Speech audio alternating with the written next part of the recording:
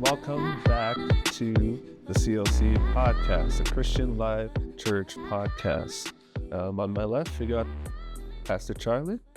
On my right, we got, well, you already know who we got, right? The jokester of them all, Brother Manley. The one. The one and only. The one and only Manley in the house. Yes, sir. So if you missed our introduction episode, I do encourage you to go watch that.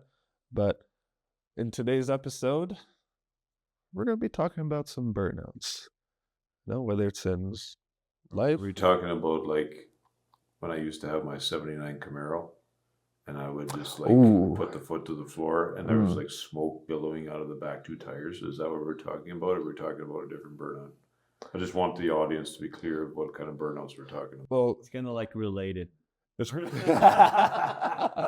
Smoky. This is gonna be interesting. It's gonna be a long episode. But no, we're not talking about your heyday. Oh my! We're talking about some spiritual burnout. If there is any police officers listening, that was a long time ago, and there is no video evidence to prove that. You're going to have some proof before you're going to take it to the court of law. And if there is, it's probably AI. Yeah. Did they even have video evidence back then? Well, AI can definitely make some. I think when everything was possible. Yeah, back in my day, they were still, when they were taking pictures of people, they were putting big sheets over people, and there was this big loud when they were taking pictures. I think that was back in my day. So, hey, bro, your age is showing. So. Yeah, it is. It is. Well, when I talk about burnout, I'm talking about fatigue of life. Fatigue in the church. Pastor, have you ever experienced that before? Burnout is real, especially when you're pastoring or in the ministry. It's pretty real. I've experienced it, and thank God I was able to at least overcome it with help of our elders as well, my pastor, who are always there to give advices. But before anything else, I just wanted to relay this. In Ontario, we have NAM Refresh. We call it NAM Refresh. And we kind of talk about burnout as well. And NAM, North American Missions. It's called Refresh. Mm-hmm. One time we are on a panel, not really, they grouped us together. And because burnout is real, how can you manage your pastoral ministry, your family, and work? Because we're bivocational, we also have a full-time job, and especially for me, I work 10 hours at nights, 9 hours on days, plus church on a weekend. So how can you manage those? And what impacted me was the brother whose wife was his wife has health issues, and he told me straight that we cannot manage our lives like a pizza pie. This is my family, this is my work, this is my church. He said that it's all about priority. So to overcome the burnout, sometimes we have to know our priority. If it's a family call, it has to be a family call. That will be the whole pizza for the family. If it's for the ministry, my family knows it's the whole pizza for the ministry, for the church events or something. It's for work. Everybody knows. My family knows that I'm working and that certain hours, and that helped me overcome burnout. Okay. Priority, and that's one. That's actually a good perspective. That's a different perspective, actually.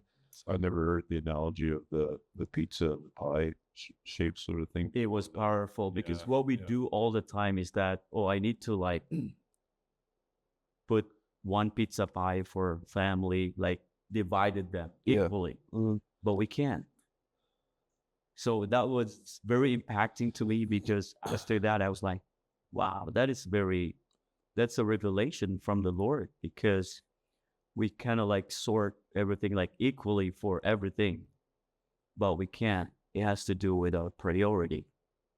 So I was taught that our priority should be number one, God, and then family, and then of course, our church ministry and others. So our bishop is advising us to do that all the time.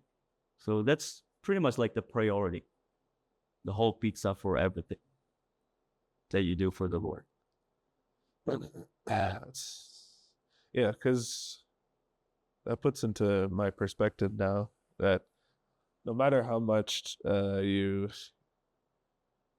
for example, you give 30% of that pie to your family, and 40% to God, however so much it may be for the rest of the things that's important in your life, it's never going to be consistent. It's never going to be consistent. All of a sudden, that 30% that you had in your family is down to 15% because something else is taking up your time, and so on and so forth with God. It was 40% before, and now it's 20, It's not going to be like an equal size. Yeah. Life, I'm still young. Sometimes I don't feel like it, but I'm still young. But the older I get, the more I understand that life is, you can plan it out all you want, but it's never gonna be what you planned. The older I get is that I realize that I'm not the author of my story. Yeah. By this age I'm gonna accomplish this. By so and so I'm gonna be here in life and whatnot. And sometimes I think God has just a sense of humor. Yeah. Look, If you look at a few of us, I'm pretty sure he does. it's like this guy thinks he knows what he is doing. Oh boy, But the consistency to dedicate that percentage of pie, it's hard, and sometimes it's not realistic. And for me, burnout, I can still relate to some of the students that may be listening here. I went through high school, I went through college, and I was a kid that worked during school. I started working when I was 13 years old. It's been 10 years. Well, I would say that was like a year and a half ago. It's been tall for your yeah. It's been 10 years. But I started, working when I was in high school, and I've never once throughout my time in high school through college, sometimes I would even have two jobs, and it was so difficult sometimes because, I just want to go home and rest, or go home and like have a life, It felt like I didn't have a life. And, coming from home from high school and then immediately getting ready for work and then staying till work till 11 and then coming home. It's like, do I really want to do homework? Absolutely not. I gotta get up at like 7, and same thing in college. The workload gets harder. You have to spend time, learning the materials that's being taught. Because the professor, instructor in college may be teaching all these things, But if you don't take the time on your own to understand it your way, it's going to be super hard for you in college, or university. So going back to the priority, at that point, I don't even think I had a priority. It felt like I was just trying to survive for some of the days, but it's true. That stage in my life, my priority should have been college, and ultimately, it was. And I graduated with good grades, and I got the job that I'm working now. That's actually a great perspective to have, Pastor. Priority. In this stage of my life, what is my priority? And I can say right now is having that deeper relationship with God. I want to pursue ministry. I am pursuing ministry. So yeah, that I may have that 30% right now in that pie, but that can fluctuate. Yeah. The more things I take on, the less time I have for other things, like for this podcast. I'm not complaining about the things that I'm doing in the church. I'm so grateful for these opportunities that I've been getting. Don't get me wrong. But it can be a burnout for sure. So yeah, what I just sorry to interrupt. No, I just wanted to go back to, I know Brother Manley can also attest to this. When you said that during high school, you just wanted to go home and have some rest. The other thing that I find when you feel that symptoms of burnout is to have a rest. Correct. Really rest. Rest is not, doesn't mean that you're not doing anything, but taking from biblical perspective, Jesus said, "Come to me." Matthew chapter 11, verse 28 to 30. "Come to me, all you that are heavy laden, weary, and I will give you rest." So, growing up, my dad is a pastor, and I testified this many times that there are times that we have to walk few kilometers to just go to the mountain and have a Bible study.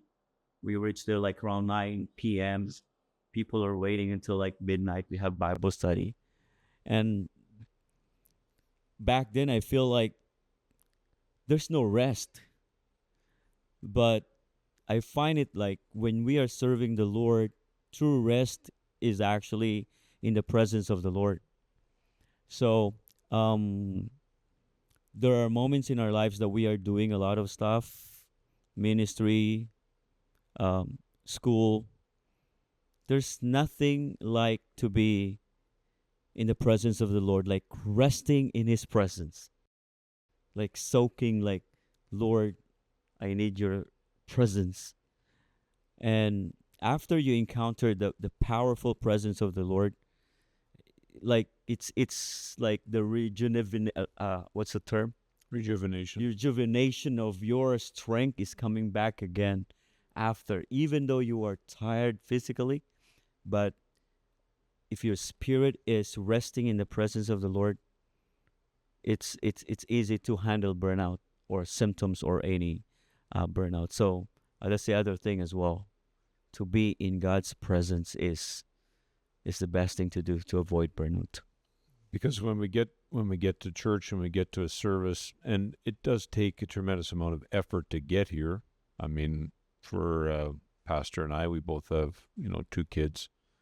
We have to get them up. We have to get them breakfast, and our kids are a bit older than Pastor's, but it takes effort. Nobody really wants to get up early on a Sunday morning and come to church. But when you get here, when you get to the church and you begin to pray and you begin to sing and we hear the word of God, that rest that we feel is because we can take everything from the past 6 days that we've experienced and we can just lay it all at the feet of Jesus. That's where we get our rest. Yep. going back into the Sabbath day, we don't look at the Sabbath the same way as the Israelites do, but there's tremendous example in that, because the Lord said, 6 days shall a man work, and on the seventh he rested. He shall rest because he knew that mankind needed to take a break. Mm-hmm. It's just not, it's not in human nature to be able to go 7 days a week, 24 hours a day, 365 days a year. That's why we need vacations. That's why we need time off. That's why we need holidays. Just the human body can't take that kind of punishment day in, day out. We can, Raj is 23. You can go a lot longer. You've got more stamina than me, being almost 50. But at the same time, we still, even at 23 years old, you still need rest. You're still human. You still have a body. You still need to take a break. It's another break, yeah. And not only do you need a break from physical activity, but mental activity too. It weighs on you heavily. The mental, the anxiety, and all the pressures of life. It just mental exhaustion nowadays. It's a big thing. It's huge. Like, you don't realize that how much pressure people are under. Never mind physical, just mental alone. Mm-hmm. And they're dealing with financial issues and all that. But when we come to church and the presence of God, which we talked about, yep, you just sing some song that might have been on your heart, or somebody sang a song, or somebody had a testimony, or somebody brought something up, but it takes all that burden, all that care, mm-hmm. all that negativity that may have been in your mind, and you get rest from it. You find peace, that peace that passes understanding. That's what that is. So it's rest and burnout is a very very real thing. So it's something we definitely have to take in consideration and be very conscious about. It's powerful. It's really powerful, Brother Manley, that you mentioned that, because Paul the epistles was telling us, do not forsake the assembly of the people, because to us, it's, although we're doing a lot of stuff on Sunday morning or Sunday services, but to be in the presence of the Lord together as a church family is powerful. And if you're listening right now and you're feeling like burned out or weak, come to church on a Sunday morning, because we don't take it lightly. And we want you to experience the beauty of being in the presence of the Lord. That's the most powerful thing to have. Absolutely. I guess the kind of main reason I wanted to talk about this as well, and I guess I got my answer, I do need to, take it easy sometimes. But, when you're burnt out, the quality of what you're doing drops significantly. That's what I'm feeling anyways. I'm doing a lot of the posts on our social medias, and, before I used to pay attention to every single detail and, put my best foot forward. It's like, yes, this is it. But now, in like an hour, I'm like, you know what? I think this is good. Reality is now kicking in. Yes, Yeah. absolutely. Yeah. But no, that's definitely a good shout. Rest is very important. It's like just sleep. If you're functioning off 3 hours of sleep per day, you're eventually your body's just gonna crash, right? But yeah, Bentley, you had experience with owning a business. How can you give us perspective of how burnout is in that environment? Yeah. So just a bit of a backstory. We've had a few different businesses over the years, but our main business we sold back last August. It was a plumbing, heating, air conditioning business, which of course is very demanding, especially at certain times of the year. This time of year, you get January, February in Manitoba, it gets very cold. There's a lot of, what I had to do was work a lot in the evenings. emergency work, call outs, those kind of things. There's anything from water heaters leaking. They don't pick a time to leak. Your sewer doesn't pick a time to clog. Yeah. Your furnace doesn't pick a time. It's like, well, it's Friday at 4:00. I'll just wait till Monday at about 8:30 a.m. and I'll just hang in there for the weekend, and then I'll shut down just magically at 8:30. Like, it just doesn't work that way. So for all those years because I was the owner, well, my wife was the owner too, but I was doing the majority of the on-call work.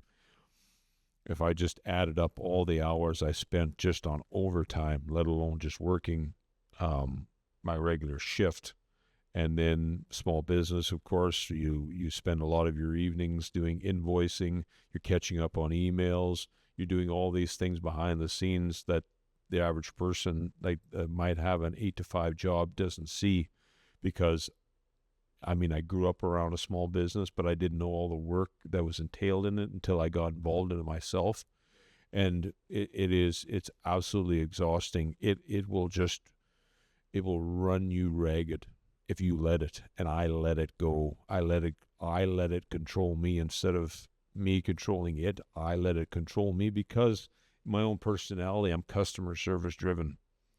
Like, if I did a job for you, Pastor, I would want to do it to my absolute best. I want to make sure you're absolutely satisfied. And that is very taxing alone. Just customer service, never mind all the other things that come along with that. Yep. But what happens is it's a compilation of year after year after year of just go. And what I found was my mind started to take a toll on my mental ability and on my body too. So year after year, I have aches and pains, but you got to get up and you got to go to work because you got a family to feed and all this. And it's very important, don't get me wrong, but I just don't think it's the will of God to feel like that day in and day out. I don't believe that was God's will. So what I mentioned on Sunday here, my message was called Redeeming Time. And it was like, God has given us this certain amount of time on earth. I think he wants us to enjoy it, but the key point to that was in Matthew 6:33, very familiar portion of scripture, but the Lord said to seek first the kingdom of God and his righteousness. And then he said, then all things will be added. So just seeking God first, if you do that, first of all, I think all these things will just fall into place. And I think you remember me saying, I will personally guarantee that if you'll do that, you'll watch your life change. Mm-hmm. Yeah. Because we get caught up with everybody else around us is doing the same thing. But in a biblical view, we're probably not taking the rest that we need to do. And like, where our bodies aren't resting like they should because we're caught up in North American society. Right? We're running to this, we got to get to this, and then there's this event and that event, and even the Lord said that in the last day many would run to and fro, just going about and maybe doing things that are really in a scheme of eternity are not of any eternal value. But even with church work, Pastor, we've got to be very careful that we don't burn ourselves out for people, right? We have to rest too. Just like they have to rest, we have to rest too. Course, so, yes. Yeah, I did experience burnout, but I feel a lot better now. I feel mentally, I feel more healthy. I feel more healthy as far as physically as well. And but we still have a few things on the go, but definitely it's been a great thing. So I've been there and I've done that, and it affects your family too. I'm going to say just briefly, I let it affect me, and what it did is it passed on to my family too. The frustrations and the events that would take place on a daily basis. It's called displacement. Yep. Everything, and you bring it home. Yeah. Things happen. You're frustrated. You're upset about something that happened, because we know what the work world's like. It's never perfect, right? Life in general is not perfect, but if you let it get a hold of you, it will rule you, but you must rule it. You must. Paul said he brought his body under subjection. that means he took control of the situation, because he said as well, I can do all things through Christ who gives me strength. That's very true. Awesome points. Awesome points. Yeah, good talking points. I think we can go a little bit deeper in our next episode. There, we can turn this into a series. I think. Burnout is a common thing, especially for people that grew up in the church and taking part in a lot of different aspects of the church. So stay tuned for the next Burnout series episode. Thank you, Pastor. Thank you, Brother Manley, for joining me today. And episode 2. I bet you're wondering what the title of that will be, or what the talking point of that will be. It is how to know the voice of God. Now that's a subject that I'm looking forward to, because we live in a world that is easily deceived. Lot of voices. A lot of voices, a lot of opinions. You may think it's God, but it could be quite the opposite. Huh? I'm excited about It could be your heartburn. I'm excited about that because I think that was Brother Stickler preached to our camp meeting one time. His title was, I Hear Voices. But the question is, what kind of voices? I might have raised an eyebrow at that one. So for our next episode, I'm gonna give everybody a cliffhanger, but I have a very interesting story about the voice of God I would like to share for. That's interesting. For the next episode. I'm ready. So yeah, I'm ready. Exciting. Stay tuned. Listen in. You're in for something special. Ooh, I'm excited now. We'll see you guys next time. See you guys. God bless. God bless. Stay rested. So funny thing, I didn't record the the mics for like the first, I'd say, 7 minutes or so, but you guys should be able. I think this mic will pick you guys up anyways. Oh really? So I realized it when I was talking. I'm like, Oh. That's what I was like, thinking before doing this. What if like the microphone is not on? And then after 30 minutes, we realized, oh yeah, it's not on. So I'm gonna have to do a little bit of editing vocally with that, but I think I caught it pretty quickly, so it should be a big deal. Okay.